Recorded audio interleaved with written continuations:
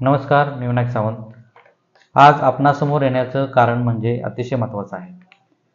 सोलापूर जिल्ह्याचे माननीय जिल्हाधिकारी साहेब हे अवैध वीट कारखाने, अनधिकृत खडी क्रशर, अवैध उत्खनन व त्याची होणारी वाहतूक ह्यावरती कारवाई करणार का? असा प्रश्न उपस्थित माझ्या मनामध्ये होण्याचं कारण म्हणजे अतिशय स्पष्ट आहे. कारण 10 नोव्हेंबर 2025 रोजी म्हणजे आज 3 महिने होऊन गेले, आपण जंतर मंतर दिल्ली येथे अन्नत्याग आंदोलन सुरू करणार होतो. अशा पद्धतीचं पत्र आदरणीय पंतप्रधानजी यांच्या कार्यालयाकडे आपण दिलं होतं आणि त्या संदर्भात ह्या संदर्भातला विषय त्यामध्ये होता. असे अनेक विषय होते, 15 विषय होते, त्यातील हा एक विषय होता. तर त्या विषयाशी संबंधित तात्काळ दखल आदरणीय पंतप्रधान यांच्या कार्यालयाकडून घेऊन संबंधित शासनाला म्हणजे महाराष्ट्र शासनाचे संबंधित जे सचिव असतील त्यांना ते पुढे पाठवण्यात आलं आणि त्या कार्यालयाकडून सुद्धा आणि संबंधित कार्यालयाकडून सुद्धा दखल घेतल्या कारणाने ते प्रकरण माननीय जिल्हाधिकारी साहेब यांच्याकडे आलं. त्यांच्याकडून पुढे ते प्रांत असेल तहसील कार्यालयाकडे पुढे पाठवण्यात आलं. अनेक गोष्टी झाल्या. एक डेमो म्हणून तुम्हाला एक सांगतो की ह्यातून नक्की कारवाई सुरू झालेली आहे, परंतु कारवाई सुरू असताना फक्त दाखवण्यापुरती कारवाई सुरू आहे अशा पद्धतीचं कुठेतरी जाणवतंय. कारण आपण बघू शकता की 2-3 महिन्यापूर्वी एक म्हैसाळ तालुक्याचं उदाहरण घेतो. म्हैसाळ तालुक्यातून मी असल्यामुळे म्हैसाळ तालुक्याचं उदाहरण घेतो. म्हैसाळ तालुक्यामध्ये 32 खडी क्रशर होते. ह्या 32 खडी क्रशर संबंधित चौकशी कारवाई चौकशी करून त्यांचे काही जे पंचनामे असतील ते करण्यात आले आणि त्याची दखल घेतल्यानंतर आता 12 फक्त खडी क्रशर आहेत. खडी क्रशर तुम्हाला सांगतोय 32 खडी क्रशर होते, ते 3 महिन्यामध्ये 12 खडी क्रशर झाले. म्हणजे जवळजवळ 20 खडी क्रशर ह्यातून आउट झालेले आहेत. आता ह्या सगळ्या गोष्टी समोर आल्या म्हणजे मी काय जी तक्रारी करत होतो या सगळ्या गोष्टी होत्या. या संदर्भात अनेक लोकांना वाटत होते की विनाकारण मी तक्रारी करतोय का किंवा काय होतंय का, तर हे मी म्हणत नाही.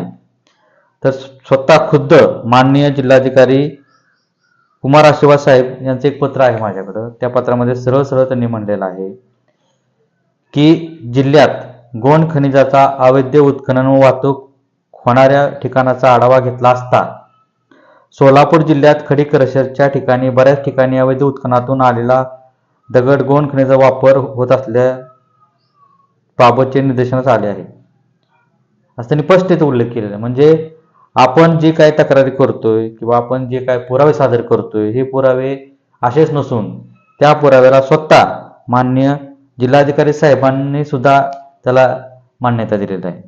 मग त्यानुसार कारवाई पंचनामे ह्या गोष्टी होऊन 32 म्हणजे तालुक्यात आपल्या 32 खडी क्रशरचे 12 खडी क्रशर राहिले म्हणजे 20 अनधिकृत स्वरूपाचे असले. त्यामुळे मंडल अधिकारी असेल सगळे ह्या पद्धतीने काम करत आहेत, परंतु ह्यांच्यावरती दंडात्मक आणि कायदेशीर कारवाई झाली पाहिजे. ह्यासाठी आपण आदरणीय पंतप्रधान यांच्या कार्यालयाकडे जे काही माझ्याकडून जे काही इथं कारवाई झालेली असेल ह्यांच्याकडून ती कारवाई मला तिथं जमा करायची आहे. कारण त्या पद्धतीचं आपण पत्र सुद्धा आदरणीय पंतप्रधानचे कार्यालय असेल यांना आपण दिलेलं आहे. तर ह्या सगळ्या गोष्टीचा अहवाल मला मिळावा अशा पद्धतीची माहिती किंवा अशा पद्धतीचं विनंती अर्ज सुद्धा मी संबंधित माननीय कलेक्टर साहेबांना दिलेला आहे. त्याचबरोबर जिल्ह्यामध्ये अशा अनेक गोष्टी आहेत की काही लोक तक्रारी देतात, अवैध उत्खननासंदर्भात असतील, अवैध वीट कारखाने वीटपट्टीसाठी असतील किंवा अनधिकृत खडी क्रशर असतील किंवा अवैध उत्खननासाठी असतील. त्यानंतर ते पुढे पाठपुरावा करत नाहीत. त्यासाठी कुठंतरी त्या मंडलाधिकारी तलाठी यांना हाताला धरून हे प्रकरण तिथे मिटवलं जातं किंवा संबंधित अधिकारीच त्या संबंधित अवैध कृती करणाऱ्या लोकांबरोबर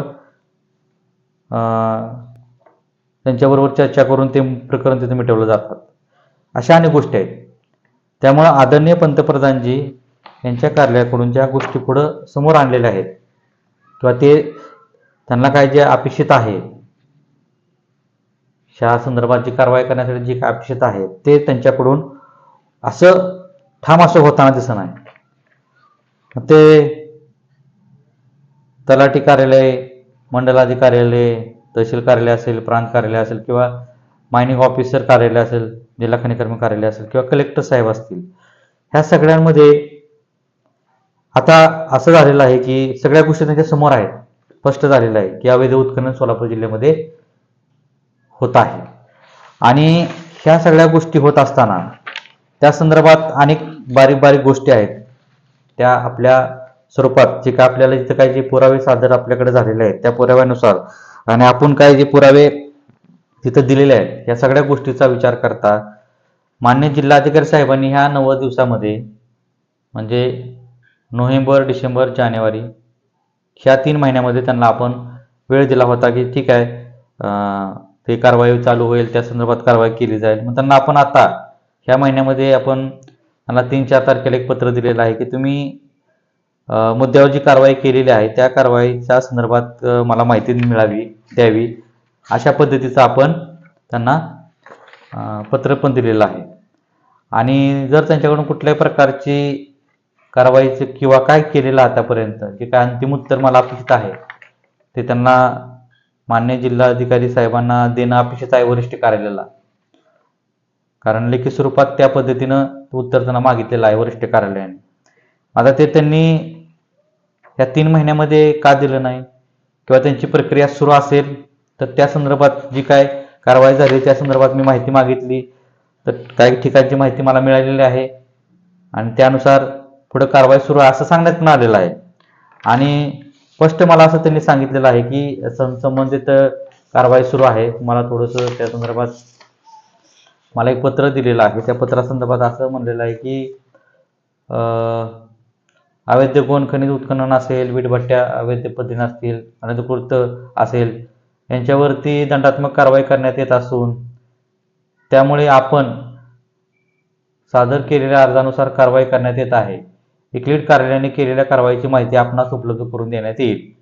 त्यामुळे आपण कोणत्याही प्रकारचे आंदोलन आमरण उपोषण करू नये ही विनंती अशा पद्धतीने सांगितलं. म्हणजे कुठल्या आमरण उपोषण असू द्या, अन्नत्याग आंदोलन असू किंवा कुठल्या प्रकारचं आंदोलन करण्यात येऊ नये कारण त्या पद्धतीने कारवाई सुरू आहे आणि कारवाईची केलेली माहिती तुम्हाला दिली जाईल. मग ह्या संदर्भात आपण त्यांना मागणी केली की तुम्ही काय कारवाई केली त्याची माहिती मला देण्यात यावी. आता जिल्हाधिकारी साहेबांना आपण माहिती मागितलेली आहे. जिल्हाधिकारी साहेब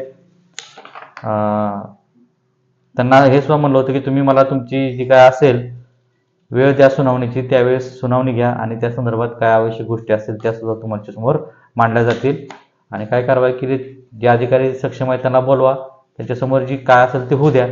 परंतु तसं पत्र लेखी देऊन सुद्धा अजून सुद्धा आपल्या त्या पद्धती सुनावणी घेण्यात आली नाही. प्रांत कार्यालय असेल त्यांच्यामध्ये आपली सुनावणी झाल्यानंतर त्यांच्याकडून सुद्धा संबंधित अधिकाऱ्यांना वाचवण्याचे प्रकार सुरू आहेत. म्हणून ही जी विषय आहे आदरणीय पंतप्रधानजी यांना लिहिलेला अर्ज जंत्रमंतर दिल्ली अन्नत्याग आंदोलन मुद्द्यावर कारवाई न झाल्याबाबत असं पत्र आपण 3-4 तारखेला आपण ह्या महिन्यामध्ये दिलेलं आहे. आता बघूया मान्य जिल्हाधिकारी साहेब नक्की ह्या पत्रावरती काय करतात आणि जर ह्या पत्रावरती त्यांच्याकडून कुठल्याही प्रकारची दखल घेण्यात येणार नसेल तर शेवटी आपल्याला माननीय महसूल मंत्री यांच्याकडे आपल्याला ह्या संदर्भात सगळ्या गोष्टी घेऊन जावं लागेल. कारण आपण का शांत आहे कारण त्यांच्याकडून कारवाई होताना दिसत आहे, त्याचे पंचनामा असतील बाकीच्या गोष्टी होत आहेत, परंतु ठाम अशी कारवाई अजून मला होताना दिसत नाही.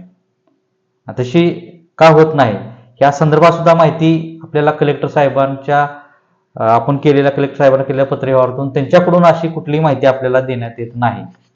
उगाच काहीतरी उत्तर द्यायची कारवाई सुरू आहे तेच उत्तर रिपीट करायचं अशा पद्धतीचं त्यांच्याकडून होत आहे.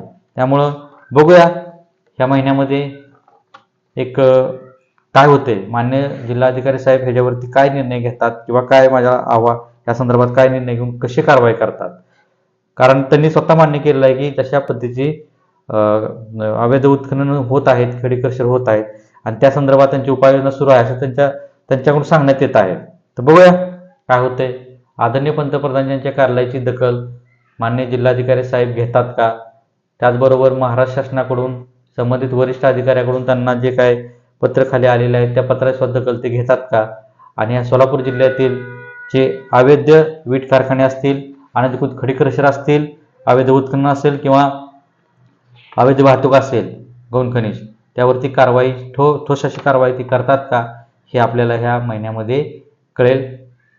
त्यात इलेक्शन 2 इलेक्शन आले का त्यांच्यावर जबाबदारी होती ती सुद्धा आपण मान्य करू शकतो. म्हणून हा एक महिना त्यांना आपण देऊया आणि ह्या महिन्यामध्ये त्यांच्याकडून काय कारवाई होते आणि कशा पद्धतीचं पुढं काय होते ते पुढच्या महिन्यामध्ये मी तुम्हाला क्लिअर करेन. त्यामुळं आदरणीय पंतप्रधान यांच्या कार्यालयातील हा एक विषय होता. त्या संदर्भात आपण लाईव्हमध्ये कधी किंवा व्हिडिओच्या माध्यमातून आपण सांगितलं नव्हतं, कारण हा विषय त्यांना वेळ पाहिला होता ते सगळ्या कारवाई करण्यासाठी. त्या पद्धतीने त्यांच्याकडून आपल्याला काय डाटा मिळाला कारवाईचा ते मी तुम्हाला सांगितलं आहे. तर सगळ्यात मोठं यश म्हणजे आज म्हैसाळ तालुक्यातलं एक उदाहरण मी तुम्हाला दिलं की 2-3 महिन्यापूर्वी 32 खडी क्रशर्स होत्या, त्यातील आता फक्त 12 राहिलेत, म्हणजे 20 खडी क्रशर्सच्या अनधिकृत होत्या हे इथं सिद्ध झालेलं आहे. म्हणजे आपली लढाई ही अतिशय व्यवस्थितरित्या सुरू आहे हे यातून लक्षात येतं. आता बघूया कारवाईचं स्वरूप कसं आहे ते आता आपल्याला चेक करता येईल. त्याचबरोबर काही समाज विघातक लोक आहेत ते अशा खडी क्रशर विधवटी धारक असतील त्यांच्या विरोधात आंदोलन करणं, आमरण उपोषण करणं आणि नंतर ते विषय तिथं थांबले जातात. तर अशांशी बी चौकशी झाली पाहिजे अशा स्वरूपाचं सुद्धा आपण तिथं पत्र दिलेलं आहे किंवा तशा पद्धतीची मागणी सुद्धा आपण करणार आहे अजून परत एकदा. त्यामुळं असे काही जे काही ब्लॅकमेलिंगचे विषय होतात की लोकांना फसवलं जातं, लोकांना ब्लॅकमेल करून पैसे घेऊन तिथं दाबण्याचं प्रकरण होतं, ते सुद्धा पुढे आलं पाहिजे. म्हणजे जसं अनधिकृत काम करणारा दोषी आहे तसाच तो अधिकारी दोषी आहे त्यांना लपवणारा, तसाच आंदोलन करून परत ते विषय तिथंच मिटवण्याचे प्रकार करणारे जे काय समाज विघातक लोक आहेत ते सुद्धा घातक आहेत, ते माध्यमात सांगतो. बघूया पुढच्या महिन्यामध्ये नंतर या विषयाचे अजून स्पष्टीकरण दिलं जाईल. तर माझा अजून एकदा मान्य जिल्हाधिकारी साहेबांना माझी हात जोडून विनंती आहे की आपण तात्काळ ह्या सर्व गोष्टींचा अहवाल संबंधित तहसीलदार प्रांत यांच्याकडून घेऊन तात्काळ त्यांच्यावरती शासकीय नियमानुसार कारवाई करून या महिन्यामध्ये पुढच्या महिन्यामध्ये मला त्या संदर्भात पूर्णपणे अंतिम उत्तर द्यावं हीच माझी विनंती. जय हिंद, जय महाराष्ट्र. धन्यवाद.